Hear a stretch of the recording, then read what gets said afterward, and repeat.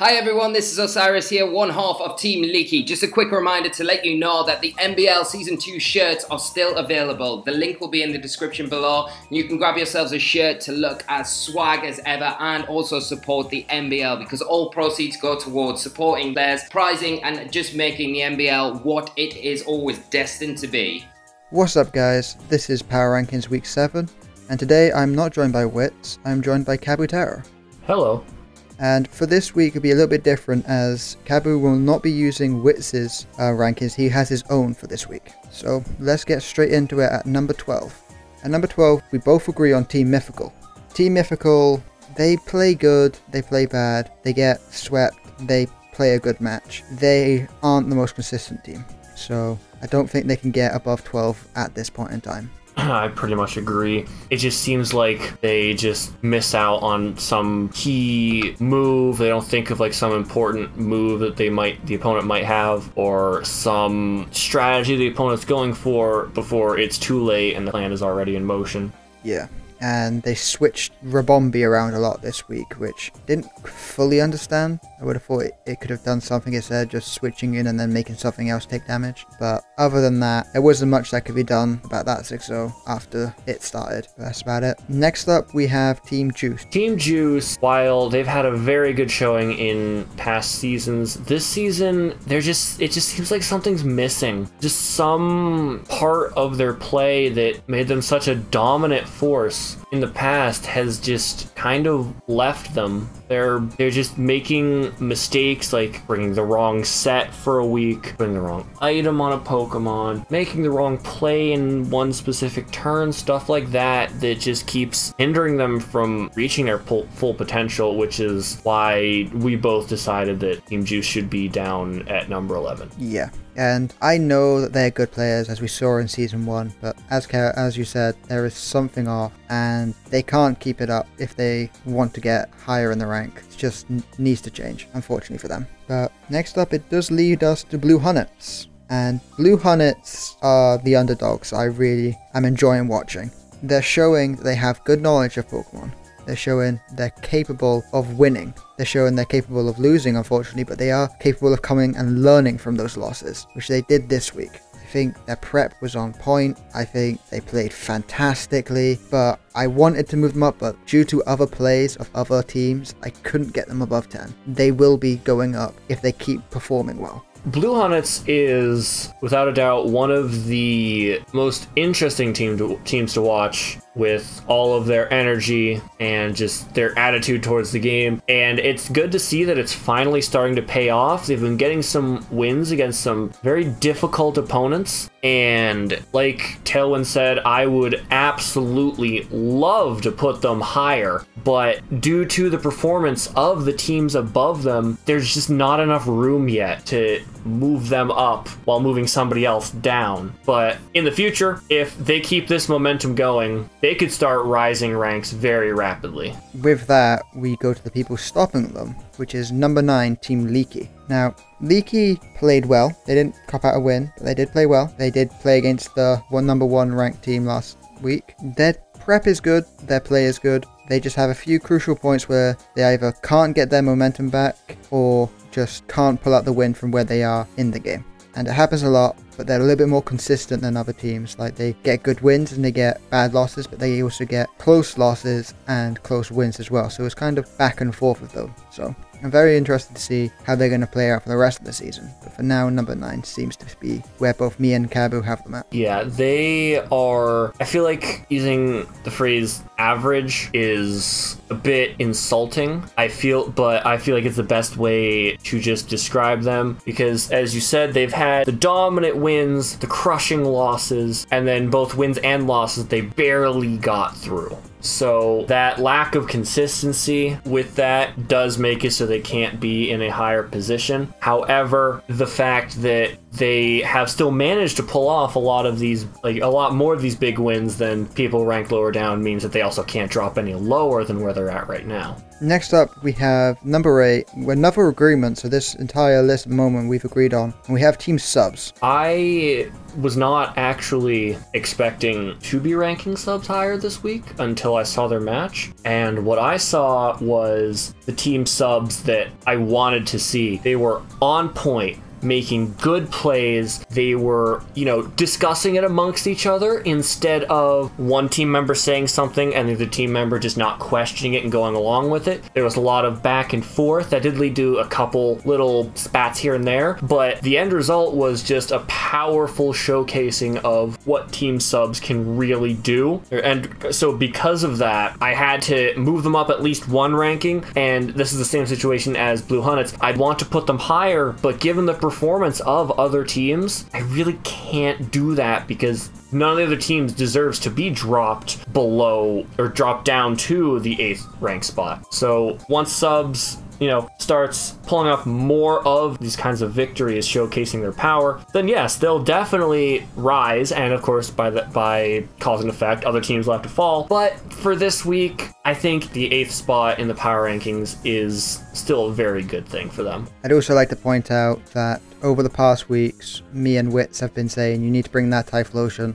You brought it this week, and it really came through for you. So make sure to remember that you do have more mons than just Lucario, Clefable, Crobat. Yeah, your prep's great though. I'm not disrespecting your prep. Anyway, let's jump on to number 7, which an unfortunate drop had to happen with a loss to subs. It's Team Flawless. Now, Team Flawless hit and miss, sorry. They get the wins and they get the losses. They get the Megaena sweeps and then they get Megaena doing almost nothing. So their consistency is a little bit off, but they do still have good prep, good play, and overall just a strong team that no one really expected to be as strong as they are playing right now. So they've only gone down one spot, which I think is fair considering they did just lose. I agree with all that. I also want to mention that I would say that Team Flawless is definitely one of the, I don't want to say, least experienced battlers in this league, but again, that's the best way to describe it. Compared to a lot of these other teams,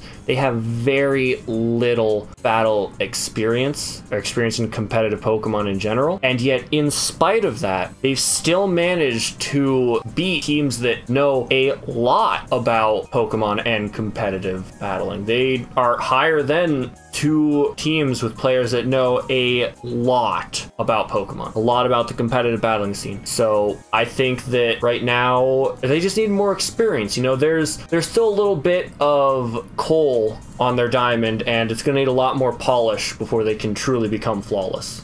Yeah, couldn't have put it better myself. Next up, we have number 6. Now, this one may be a bit of a long one because we both have quite a bit to say about Team Disney, and I think I'll let Cabu start. In recent weeks, Disney's been on a little bit of a slump. Since week 5, they've just been on a spiral, and it's really starting to show that there's something missing. Not everything is right in Disneyland. They've got the tools. They've got a very scary draft that has a lot of options. They've got the talent. Duncan and Shofu are both very competent battlers. What I think they're missing is the mindset of just focusing on the game, not getting flustered by things that happen in the game. Like, we all know, the dreaded, the double protect, where they have even said themselves that they could have brought it back at any point in the game, but they got incredibly thrown off by that double protect and ended up losing the game because of it. And then this week, it was a very fatal lack of communication between the two of them on one crucial turn, which it was not the play that lost them the game, but it was a play that got rid of their chances of winning, if that makes any sense at all. And I just feel like that mindset needs to be achieved. You cannot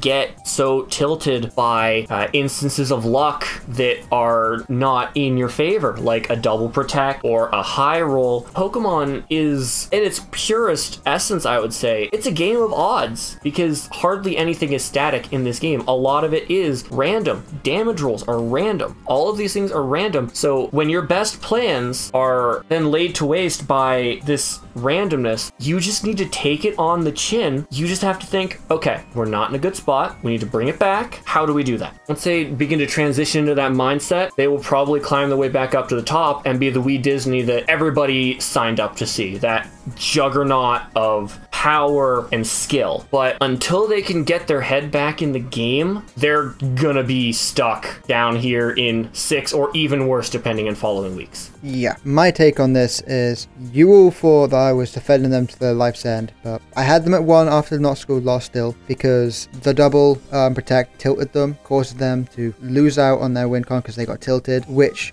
again, unfortunate, but it was luck based. The second week, a roll, they could have fixed it by parting shot, so I moved them down. And now this week, another loss to lack of communication. I cannot keep them high, and that's what I've been waiting for to pull them down. I didn't feel justified to pull them down after being tilted from a roll or a double protect when it was luck based, but now that there is no luck involved and it was miscommunication, I can pull them down, take them out of the top 3 and put them in the 6th spot, because they did have dominating wins to start and they needed to be remembered. And now that they've been dropping the wins, they've been getting losses after loss after loss, they cannot keep their spot like the teams above, so they've been moved down. We finally hit a point where we differ in opinion here. I have Dream Ball as my number 5 slot, and Tailwind has Cyberbaz in his 5 slot. It was a really tough choice between Cyberbaz and Dream Ball for me. I was just looking at their overall record, and then I was looking at this week in particular. So Dream Ball's 5-0 loss to Jamie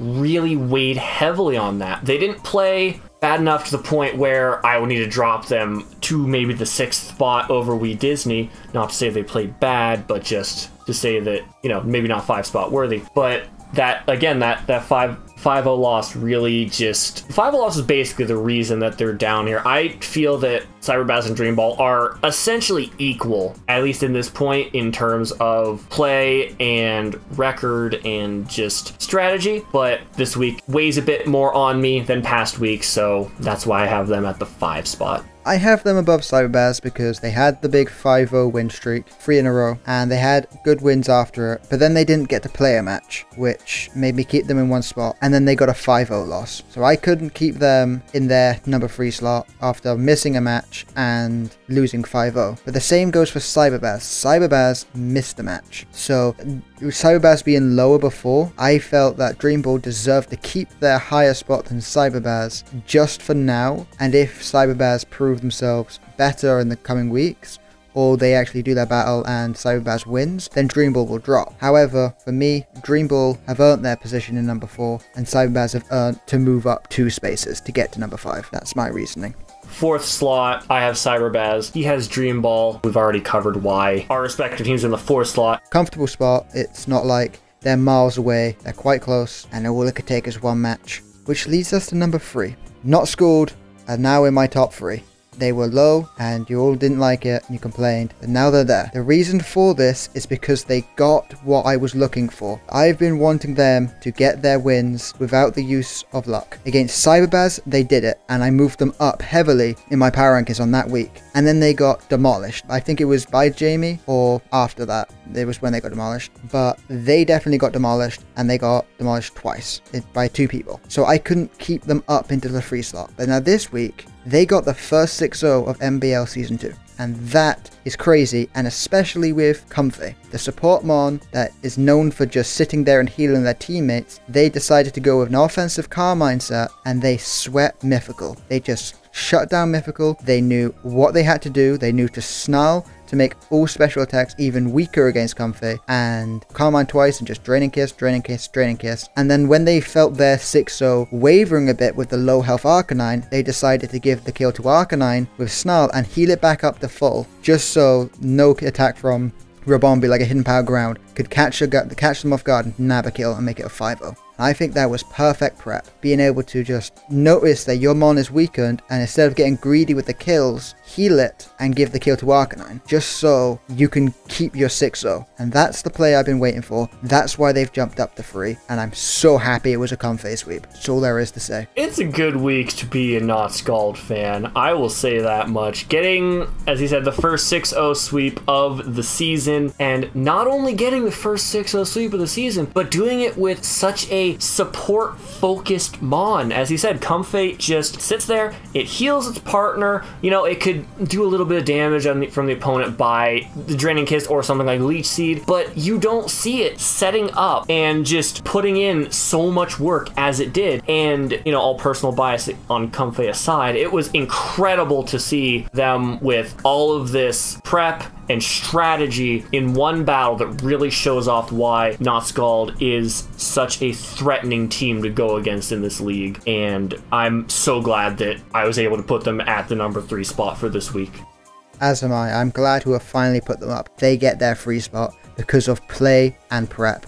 Comfey had a little bit to do with it, but besides the point. Next up though, we have Team Jamie, who have been rising and rising and rising week after week in the power rankings. They have been playing phenomenal. They destroyed Not Scald in their battle. They destroyed the top leaders that everyone thought were going to win in Dream Ball. That is crazy. They are doing perfect plays. Final Gambit Victini came through, did what it needed to do, and got them the crucial kill that allowed them to just train wreck through Dream Ball's team. And that is no easy thing to do against Dream Ball. Yeah, getting a 5-0 against, as Talon said, one of the big heavy hitters of this league in Dream Ball was really impressive to see. And from such a, what am I say, unconventional and very risky strategy in Final Gambit, which, you know, you get rid of your mon to hopefully get rid of the opponent's mon. It's such a big risk, and they went for it, and it worked out for them. And it was really incredible to see, you know, all of this, the fact that they have been such a dominant force so far, and then this week in particular is why I have them at number 2 for this week.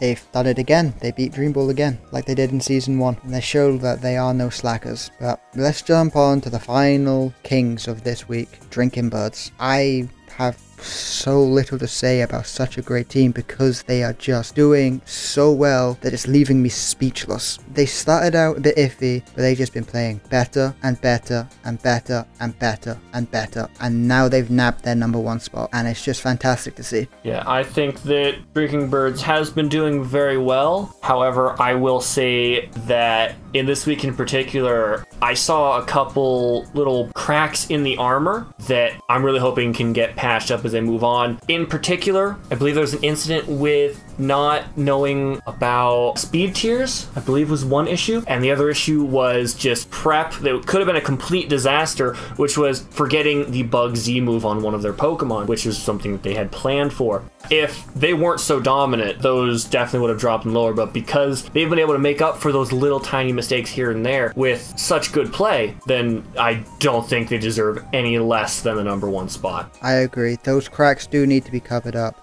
Again, missing a Z Crystal, you know, it happens. But the fact that they were able to go without the Z Crystal and still take the win, and with these mistakes, still pull out these wins, is why I have to put them up. It's like with Wii Disney when they forgot their Z Crystal. They still played around and got their win. Drinking Birds also got their win without an item. And it's just great to see teams showing that their teamwork can come through even when a mon is hindered by having no item. So I think they've definitely deserved their number 1 spot and definitely get to end this week's power rankings. That's everything for this week. Hopefully you will enjoy it for this week. Hopefully you're more happy with the rankings that came out. Leave your rankings below. I know it said week 5 at the top. That's a bit of a problem. We'll sort that out. But thank you and see you next week. Goodbye. Goodbye.